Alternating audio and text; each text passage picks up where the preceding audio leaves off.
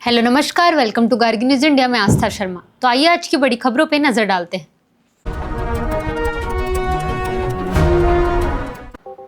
तमिलनाडु के मुख्यमंत्री एम के स्टालिन ने चेन्नई के कोलाथूर विधानसभा क्षेत्र से अपना नामांकन दाखिल कर दिया है।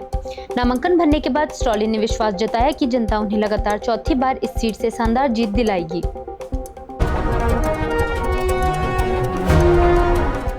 योगी आदित्यनाथ ने कहा कि नोएडा जाने से मुख्यमंत्री की कुर्सी जाने का अंधविश्वास गलत है और उन्होंने इसे मानने से इनकार किया। साथ ही उन्होंने अखिलेश यादव सरकार पर अधूरे प्रोजेक्ट छोड़ने का आरोप लगाया।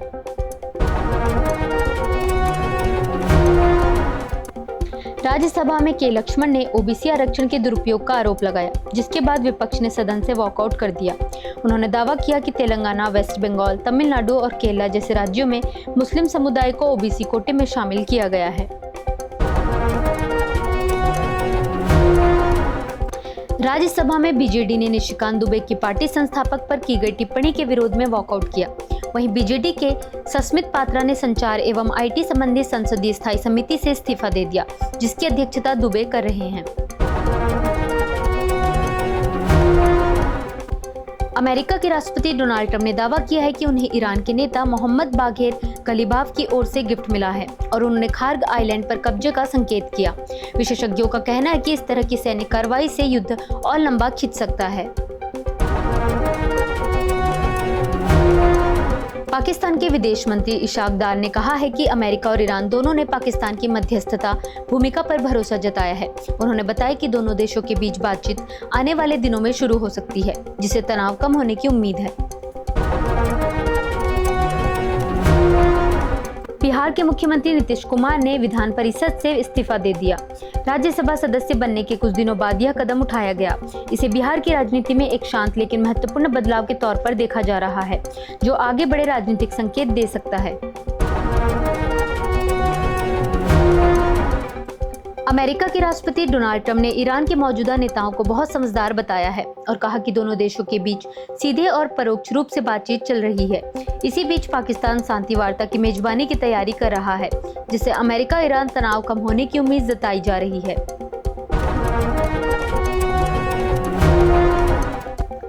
अमेरिका के राष्ट्रपति डोनाल्ड ट्रंप ने कहा है कि वह ईरान का तेल अपने कब्जे में लेना पसंद करेंगे और संकेत दिया कि अमेरिका खार्ग आइलैंड पर कब्जा कर सकता है। खार्ग आइलैंड ईरान का मुख्य तेल निर्यात केंद्र है और मिडिल ईस्ट में बढ़ती सैन्य तैनाती के बीच यह बयान अमेरिका ईरान तनाव को और बढ़ाने वाला माना जा रहा है।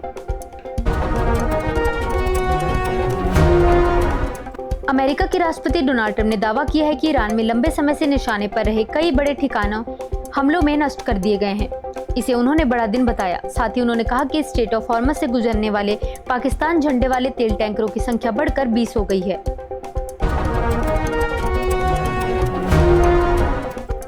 अमेरिका के राष्ट्रपति डोनाल्ड ट्रंप ने खार्ग आइलैंड पर कब्जे का संकेत दिया है। साथ ही 82 एयरबोर्न डिवीजन की तैनाती बढ़ाई जा रही है, जबकि पाकिस्तान के जरिए ईरान से बातचीत भी जारी है। बिहार के मुख्यमंत्री नीतीश कुमार ने विधायक पद से इस्तीफा दे दिया है। हालांकि वे फिलहाल मुख्यमंत्री बने रहेंगे। राज्यसभा के लिए चुने गए नीतीश कुमार जल्द ही संसद के उच्च सदन में शपथ ले सकते हैं।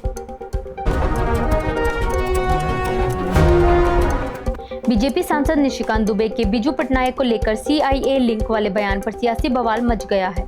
इसके विरोध में बीजेडी सांसद ने संसदीय समिति से इस्तीफा दे दिया, जिससे मामला और गर्मा गया है।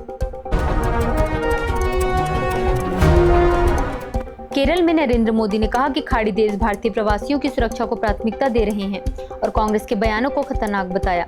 उन्होंने यह भी कहा कि केरल की जनता बदलाव का संकेत दे रही है और अब बीजेपी पर भरोसा जता रही है। असम के नलबाड़ी में अमित शाह ने कहा कि बीजेपी सत्ता में लौटने पर राज्य में UCC लागू करेगी और 4 शादियों पर रोक लगाएगी। उन्होंने यह भी दोहराई कि सरकार बनने पर घुसपैठियों की पहचान कर उन्हें वापस भेजा जाएगा। प्रधानमंत्री नरेंद्र मोदी ने वेस्ट एशिया युद्ध से उत्पन्न चुनौतियों से निपटने के लिए देशवासियों से एकजुट रहने की अपील की। उन्होंने अफवाह फैलाने वालों को चेतावनी देते हुए कहा कि ऐसी गतिविधियां देश को गंभीर नुकसान पहुंचा सकती है। अमेरिका के राष्ट्रपति डोनाल्ड ट्रंप ईरान से करीब 450 किलो यूरेनियम कब्जे में लेने के लिए एक हाई रिस्क ऑपरेशन पर विचार कर रहे हैं। विशेषज्ञों का कहना है कि इससे सैनिकों की सुरक्षा खतरे में पड़ सकती है और क्षेत्र में तनाव और बढ़ सकता है।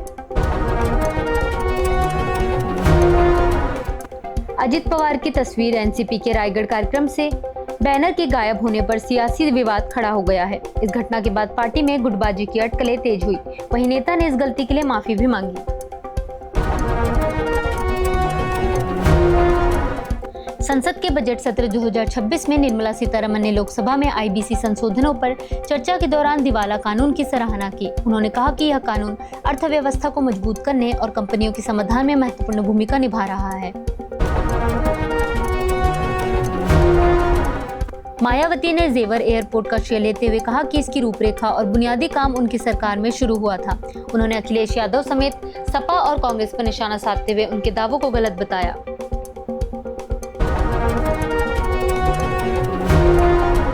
दिल्ली पुलिस ने जम्मू कश्मीर के सबीर अहमद लोन को गिरफ्तार किया है, जो लश्कर-ए-तैयबा से जुड़ा बताया जा रहा है। उसे फरवरी में जनपद मेट्रो स्टेशन पर पाकिस्तान समर्थक और आतंकी पोस्टर लगाने के मामले में 1 महीने बाद पकड़ा गया।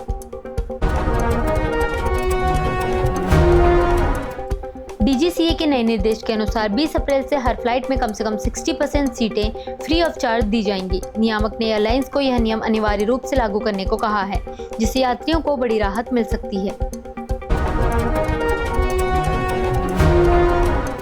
अमेरिका के राष्ट्रपति डोनाल्ड ट्रंप ने दावा किया है कि व्हाइट हाउस में बन रहे नए बॉलरूम के नीचे अमेरिकी सेना एक विशाल गुप्त कॉम्प्लेक्स बना रही है। ट्रंप के मुताबिक यह बॉलरूम उस अंडरग्राउंड निर्माण का हिस्सा होगा। हालांकि इस प्रोजेक्ट के बारे में ज्यादा जानकारी सार्वजनिक नहीं की गई है। अमेरिका के राष्ट्रपति डोनाल्ड ट्रंप ने ईरान के तेल केंद्र खार्ग आइलैंड को तबाह करने की धमकी दी है। वहीं इजराइल ने तेहरान यूनिवर्सिटी पर हमला करने का दावा किया है, जिससे तनाव और बढ़ गया है।